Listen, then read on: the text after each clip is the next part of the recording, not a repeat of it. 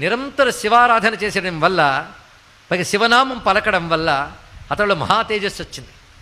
అందుకే గ్రహదోషంబులు దుర్నిమిత్తములు నీ కళ్యాణ నామంబు ప్రత్యహమున్ పేర్కొను ఉత్తమోత్తముల బాధింపగా నోపునే దహనున్ కప్పగజాలునే శలభ సంతానంబు నీ సేవ చేసి హతక్లేశులు కారుగాక జనముల్ శ్రీకాళహస్తీశ్వర అంటారు దుర్జటి మహాకవి.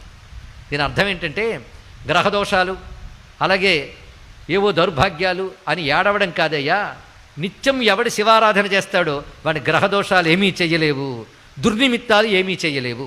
కర్మ కొద్దీ అవి చెయ్యడానికి వచ్చినా ఏమవుతాయి అంటే అగ్ని వైపు వెళ్ళిన మిడతలు ఎలా దగ్ధమైపోతాయో శివారాధకుడిని బాధించడానికి వచ్చినటువంటి గ్రహములు కూడా ఆ విధంగా భస్మవుతాయి తప్ప వాడిని బాధించలేవు అని దుర్జటి మహాకవి చెప్పారండి ఇక్కడ. అంతే కదా, అలాంటి వాడి మీద ప్రతికూలాలు ప్రయోగించిన అనుకూలంగా మార్చేస్తాడు